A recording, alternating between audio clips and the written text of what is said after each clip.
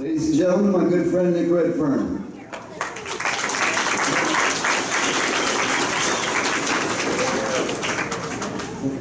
Thanks everybody. Going well? Enjoying it? Good? Okay. Well, I'm Nick. I'm also the guy with the funny accent. And I'm going to talk to you today about a case that you may not have heard of. Anybody heard of the Defiance werewolf? Yeah. Oh, that's pretty good. Yeah, it's a really strange story that goes back to 1972. And what I didn't realise until today, when Lyle told us how many things were going on in the early 1970s. And that's actually what's happening today with the Defiance werewolf. And the subject, if you like, of the paranormal, I'll give you a little bit of background as how I got into all of this kind of phenomena. And I guess I really got to get it from my father. He was in the British Royal Air Force, and he worked there for about 7 years. And he was someone who spent a lot of time in the military on radar. And on 3 occasions, they had the base that he worked at penetrated the base and saw these flying saucer type craft in the sky. And this went on for almost for a week. And everybody was told, you won't talk about this. This is top secret. And my dad didn't say anything, didn't tell anybody at all. And, or at least until I was about 13 or 14 years old. And he told me this story of the UFOs. And that really kind of got me interested. And that interest in UFOs rolled over into the field of cryptozoology. Now, sometimes some people will say that cryptozoology and ufology sometimes do cross over. Now, there's other people in the field of cryptozoology who will say, no, that's garbage, there's no connection. But like Ken has said, that there are aspects of the paranormal in the world of the paranormal, and also in the world of the occult as well, as we'll see in the lecture.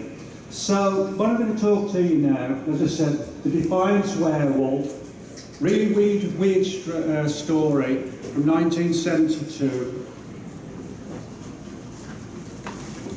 Now that photo there, me, Lyle, Ken, and we're standing there on a rail track. Now that rail track runs through the town of Defiance, Ohio. And a lot of people, as I said, don't really know much about this story. However, the railway track there goes straight through the town of Defiance. And why it's so famous is because this story of the Defiance werewolf goes far, far more than I really have seen before when it relates to these dogman stories.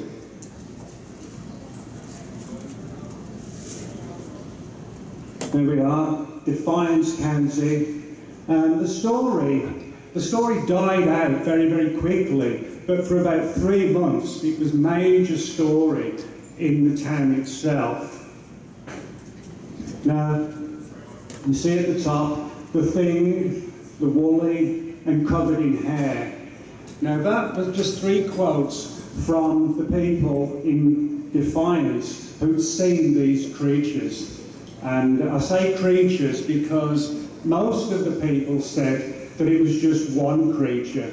But others were saying that there was 2, and there is a rumour of a 3rd sighting as well.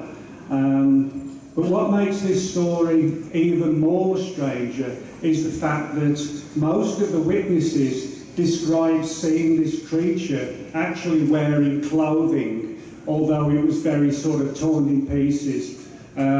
So that we have another really strange aspect to the story.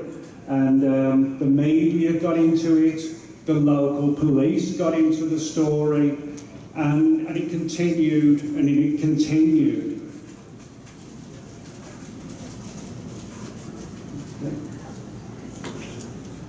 That little shack there is where the creature itself, the first one, was seen. That's just a small building that's been there for about 70 years. And according to the first witness, that the creature tore its way through the building and shot off into the darkness.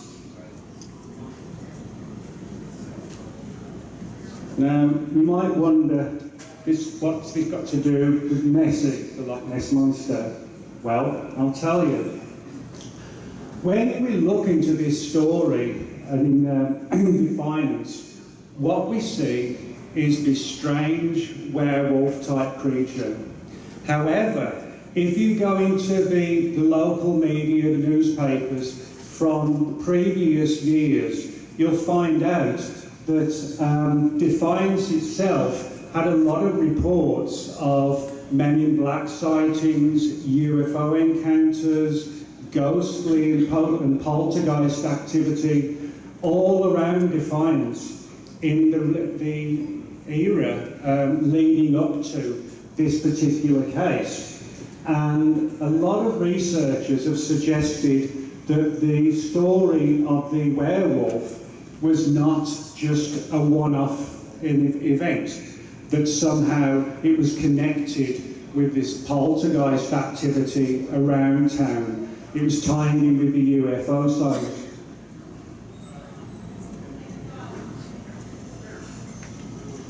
Now, as I said, there is this strange angle, if you like, from my perspective in relation to Nessie.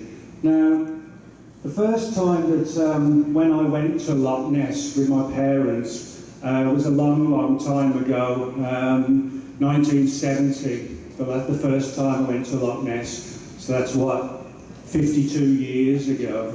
And when we got to Loch Ness, my dad told me the story of the Loch Ness Monster, and I didn't really sort of appreciate it or fully understand it at the time, you know, but accept the fact my dad said, you know, son, there's monsters in that lake. And I'm sure I was like, oh my God, you know, that's amazing. I want to learn more about this. And so as the time went along, that's exactly what I did. I started to look further into the story of the Loch Ness Monster. And what I also found, and from my perspective at least, is that we were dealing not with just flesh and blood unknown animals, but to creatures that were paranormal, supernatural, occult. And in other words, we're talking about animals that are not really animals. Many people will tell you that the Loch Ness monsters could be plesiosaurs or giant eels, which are potential ideas. However, there's a lot of paranormal activity at Loch Ness. For example, now, does anybody know what that is? Not many will. That's called Boleskine House. And Boleskine House stood on the shores, or just above the shores of Loch Ness. It got burned down not too long ago. But Boleskine House was the home for just over a decade of Aleister Crowley, who was one of the most famous occultists in the world. Now, the big question is it just a coincidence that we have strange creatures in Loch Ness and we've got one of the world's biggest occultists looming over Loch Ness, namely, again, Aleister Crowley. And during this same time period, there was a Nessie seeker researcher, Ted Holliday, and he came to Loch Ness on a number of occasions, and he found that every time he tried to take pictures in Loch Ness, and also where he was sure he'd seen some of these creatures, every time his cameras were jammed. It was almost as if some sort of supernatural entity, if you like, was manipulating with Ted Holliday. And on top of that, there have been sightings of UFOs over Loch Ness, Men in Black encounters, all sorts of strange things. And that's the reason why, I mention this, because when we went to Loch Ness for the first time, what I learned was that these weren't just normal animals. They weren't just survivors from the prehistoric era or anything like that. And even when I was sort of about 12, 13, 14, I began to realise that these creatures as well are not just elusive, they're almost like impossibly elusive. And by that, you know, we see them, we have sightings, but very often, you know, we never get any key data, if you like. And by that, I mean, you know, we often find prints on the ground, this sort of thing, but definitive hair DNA, that kind of thing. There's always an elusive aspect to all of these creatures, and to the extent that it just isn't feasible that creatures like this, normal animals, can actually look after themselves and not be found, etc., etc. And so, as I said, that got me into looking into the more paranormal side of cryptid creatures. And the more and more I looked into it, the more and more I found that we were looking at something which, for me, you know, when I say the word occult, I don't sort of exaggerate. You know, I think there are these very, very strange aspects to the entire phenomenon of cryptozoology. And I think in some degrees, that certain creatures that we all know about and talk about, I'm not even sure they should be in the field of cryptozoology. They should be put in more of like the field of Forteana and the occult. And again, you know, is it just a coincidence that you've got the most famous occultist and you've got the most famous monster within literally like 100 yards from each other?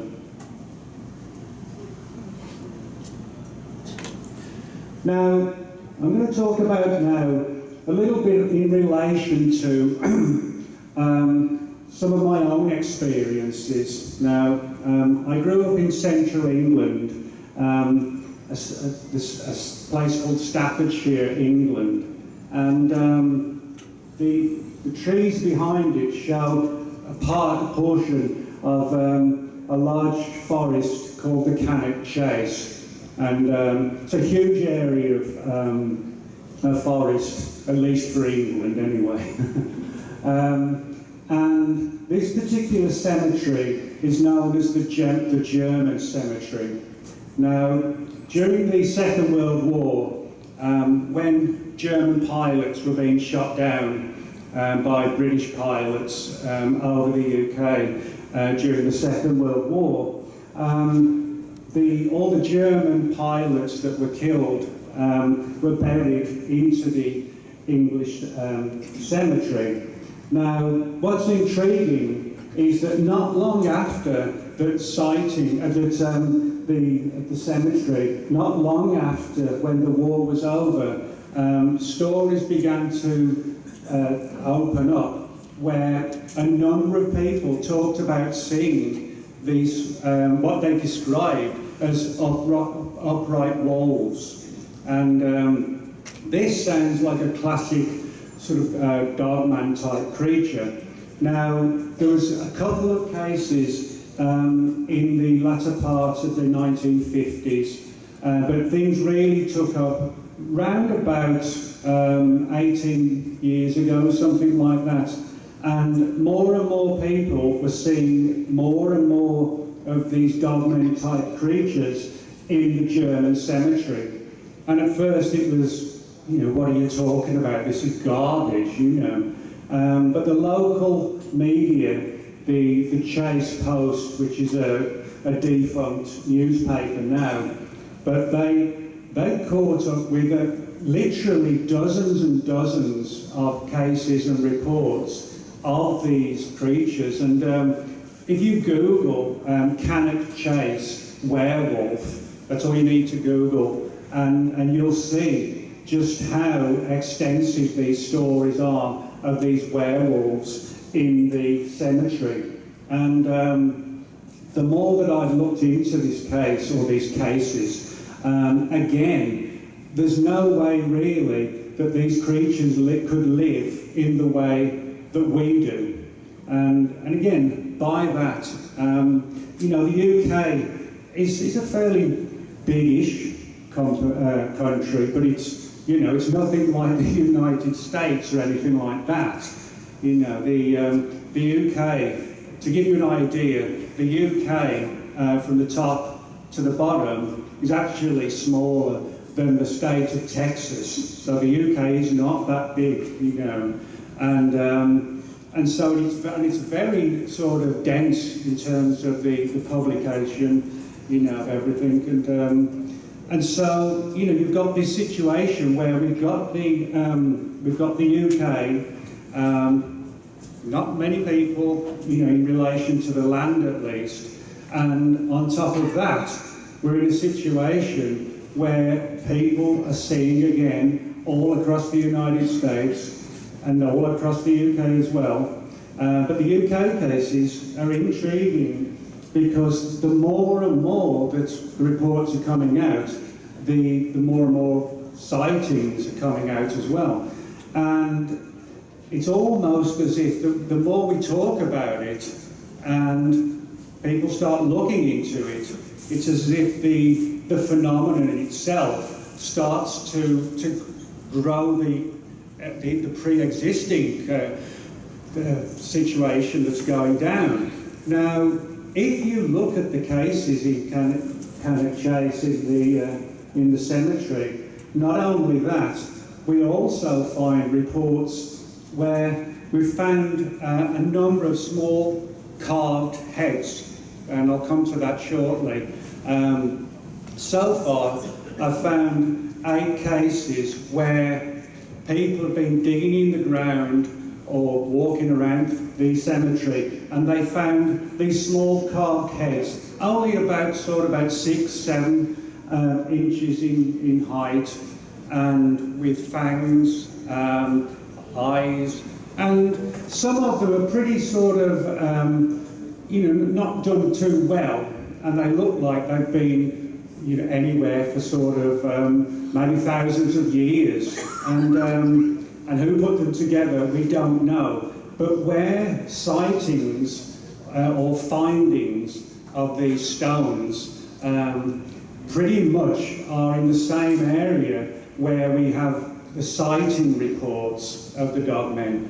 And so, if you think about that, there's no way again that this can be just a coincidence. So again, we're looking at something that relates to dogmen and which relates to the cemetery. Okay. Now, as I said, I was sort of going to talk a little bit about things that has been related to me as well. Now, has everybody or any heard of sleep paralysis? Yeah. And I guess a lot of you have had sleep paralysis as well. But sleep paralysis is a phenomenon which basically, depending on who you ask, some people will say that it's a phenomenon that is just purely internal. Other people say no, it's an external phenomenon. In other words, if you have these terrible dreams, these terrible nightmares, then it's all coming out of your mind, and that's all it is. That's basically what the medical world will say. But although I haven't had a lot of these situations, you know, sleep paralysis, I've had it in my life twice. One, I just have a vague image of it, if you like. But in 2002, I had like a really graphic one, and it was in the early hours of the morning, round about 2, 3 a.m., which is the typical time when these events occur. And what happened basically, I was in bed and I had this sort of this feel of terror, and I was paralysed in the bed. And I had this feeling of a creature coming down the corridor of the house I was living in at the time. And of course, like most cases, the closer and closer it got to me, the more and more the terror grew and grew and grew. And as it got closer, I could see in the internal sight, I could see that this creature had like a muzzle. It was like a German Shepherd muzzle, and it was in a plug. And it wasn't making any sort of normal sort of dog-like sounds or anything like that.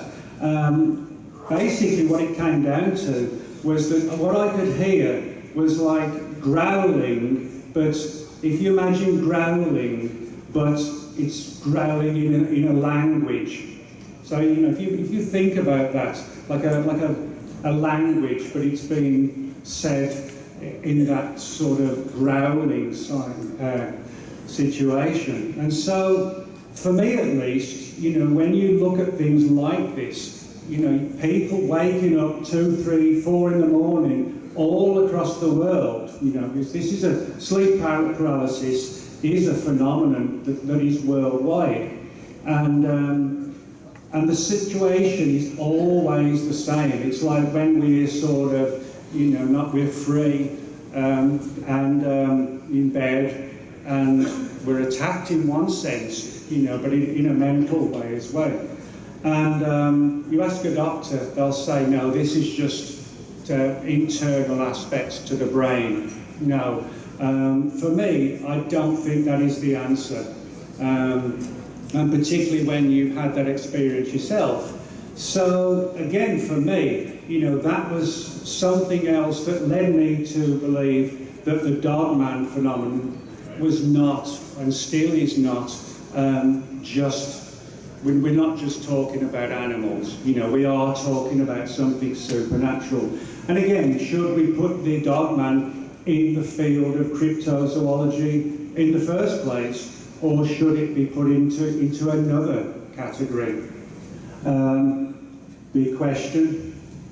But I think, from my perspective, whatever they are, they're not animals as we see them. Now, just to give you one other angle as well that got me involved. This is a picture of Joshua Tree in California, and I went out about 10 years ago to do a TV shoot, and I was out there with a few friends doing this filming, and while we were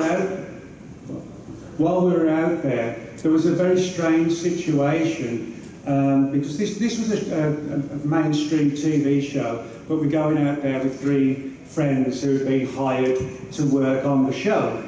And what happened, very strange, was that a week or so before the filming went ahead, because there'd been rumours and stories that there was some sort of strange activity going on in the area with animals being mutilated, like classic cattle mutilations, if you've heard of them. And these sightings of these creatures that, or the animals, I should say, that have been killed, some of the people in the area said that they'd seen these animals being killed, and they were being killed by large wolves. Now, these were not werewolves or dogmen or anything like that standing up. What they were just very, very large wolves. Now, like Ken mentioned earlier, like the dire wolf, and that was what it was more like. So we went out there with the TV crew, and locally there was actually a wolf place there. There was a place there where a number of people had their own wolves, which is kind of strange, but a lot of people in the area actually had their own wolves. Now, some people said, oh well, you know, it must be down to them. But no, again, we're talking about something where the witnesses said that these wolves were literally like almost like the size of a small pony, which is incredible. So we did the filming out there, and in the last part of the filming, we actually saw a large black wolf on one of the hills, only about 20 feet up the ground. Now, you can see that particular imagery. I think you can still make that. It's still on online, and if anybody wants the link, I'll send it to you. But the story itself is an interesting one, and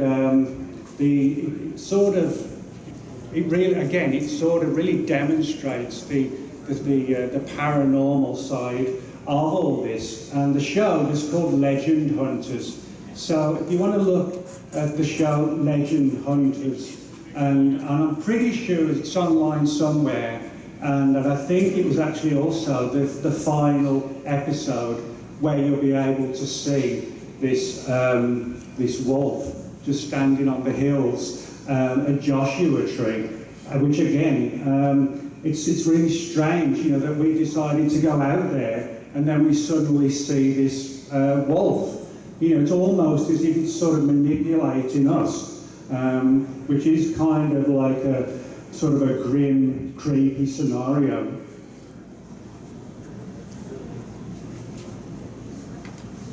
Now, again, talking about giant wolves, I'm sure everybody's heard of the the famous ranch in Utah. We all know what I'm talking about. The Skinwalker Ranch, again, has been a place where giant wolves have been seen, not just werewolf-type creatures, again, sort of a combination of both. And again, the Skinwalker Ranch filled with paranormal activity, supernatural activity. So more angles, more data to show us that we are again using and developing phenomena, if you like, which is showing us that, that these creatures again are not just normal animals. Now, this is what I mentioned earlier, that in various places in England, in the UK, we've been getting, over about the last 30, 40 years, strange stones have been found on various places. And as you can see, you've got like these slinted eyes, nostrils, and a mouth, and what looks like fangs, and it has sort of, kind of like a sinister looking face. Now, why and how these stones are being seen in the same location as to where, you know, we've got the sightings of the creatures. There's no doubt that there is a connection. What the connection is, well, that's the important thing. Is the stone being created first, or is it the other way around? You know, is it the creatures themselves are conjuring up these stones? Now, to give you another example, this is a really good book called Hexham Heads, a book written by Paul Streeton. And the Hexham Heads, Hexham is a small town in the north of England, and the two young boys in 1972, which is interesting, it's 1972, because that's when we've got all the other stuff going on that Lyle was talking about, and other phenomena in the early 1970s. And it's called the Hexham Heads because these two young boys digging in their yard, and they found these ancient heads, and they were recognised by an expert as ancient Celtic stones going back probably round about 1200 years or thereabouts. And although you can't see them too well on the cover of the book itself, but they're about the size of a golf ball, something like that. And the kids, one night, they brought them into the house, and again, in the early hours, the family was woken up by what they described as upright Alsatians. An Alsatian is the English term for German Shepherd. It's just a different title for the dog. We just call it different in England.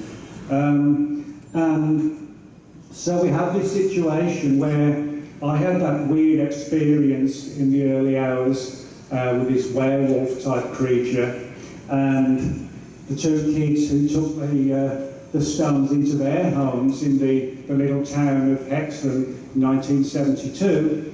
And what happens? These strange creatures, almost identical, what do? The kids and the family race out of the house, and 2 nights later, the neighbour came charging out of the door.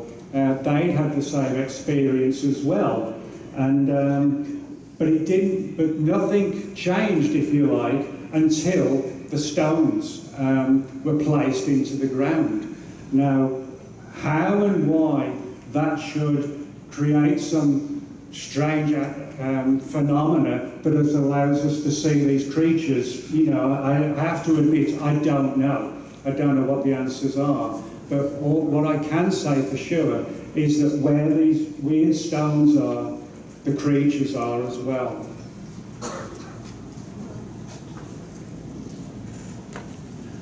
Now, this sort of brings in another strange aspect as well when we're talking about liminal zones.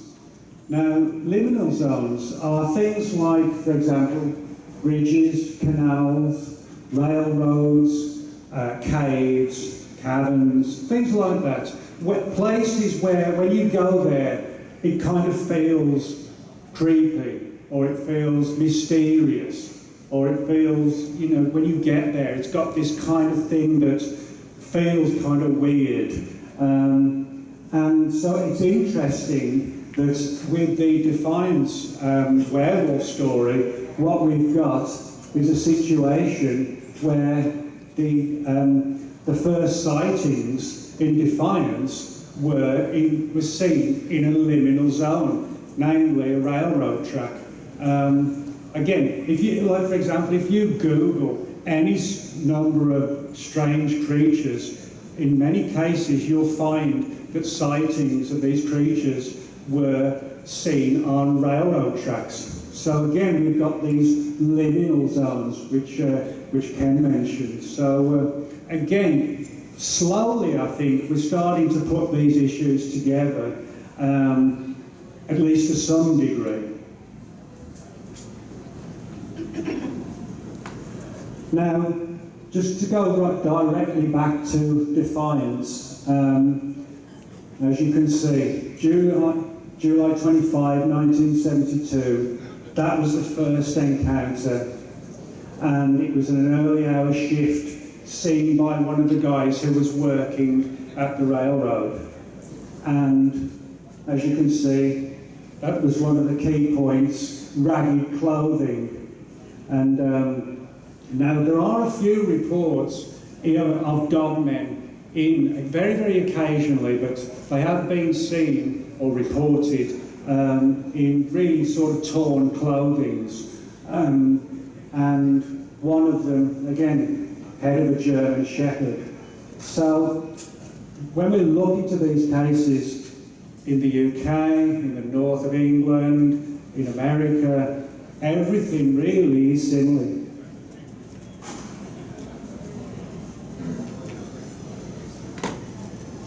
Now this is something that really doesn't happen too often, where we've got this situation where the local media got into the story.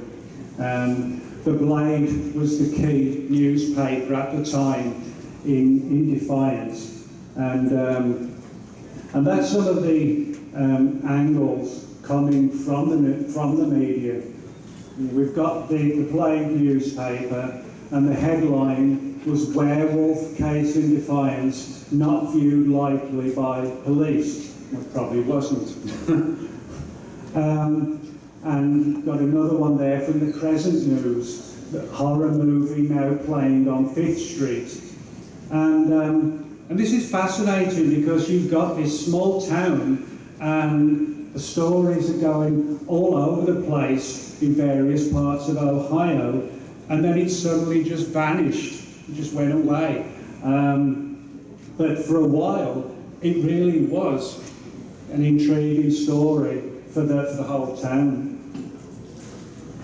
Now, this is probably the strangest part of the story. As you can see, 911, the police opened a file. And back in the early 1990s, when Linda Godfrey started looking into the sightings of the Beast of Bray Road, one of the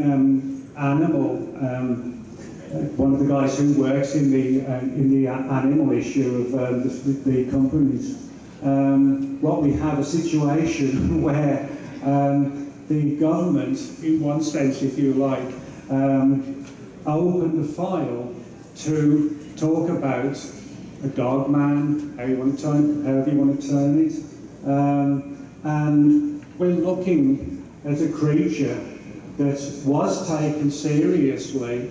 The sightings were taken seriously, and the file itself grew and grew. And it isn't very often, you know, that you find situations where government agencies will look into things this kind like this.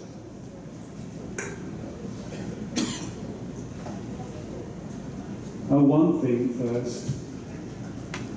Maybe the file is still stored in the police archives. Well, somebody possibly might want to go and have a look through and use the Freedom of Information Act, where anybody can use the FOIA as it is now, and it's possible that you could actually go to the FOIA offices and see if you can get hold of the original 1972 files from the police, because the fact is that the Freedom of Information Act is part of the US government, and so is the US police force. So in theory, you could actually really do a sort of a plan, if you like, to try and get the government to open the files on the Defiance files. And so again, we're talking about something really strange, a real-life X-file. And that's sort of, again, that's not an exaggeration.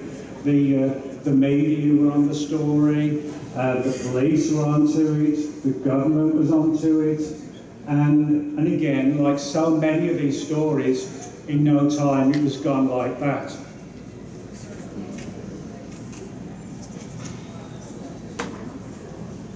Okay, the real thing or a fake? Now that's the big question. Some people have said, well, it has to be a hoax. Now, well, it doesn't have to be a hoax at all. It's just something that's really strange and bizarre.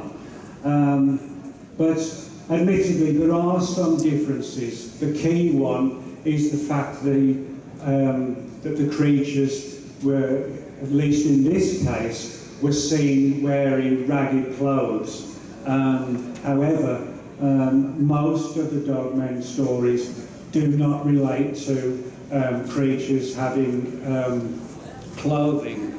Now, does that mean the story doesn't have any particular anything to really keep it into a situation where we could say yes, or is it no? Well, back to the railroad, again, that's where that piece of track there goes a long, long way, all the way through Defiance. And it hasn't really been changed. As I said, that small building there, that hasn't really been changed apart from the paint now and again. But that's where the sighting began. Okay. Now, so the big question is, what are we dealing with? Are we dealing with flesh and blood animals that science haven't found yet, or haven't really sort of got to a place where we can say, yes, these are animals, no, they're definitely not animals? I don't think it's as easy, simple as that. I think we are dealing with paranormal creatures. I don't believe at all that the Dogmen are just an offshoot of a wolf or anything like that. I think they're nothing but supernatural, paranormal. The issues of connections to ancient phenomena, ancient structures, cemeteries, things like that. The data, if you like, for me, works in one situation and only one situation: paranormal. Thank you.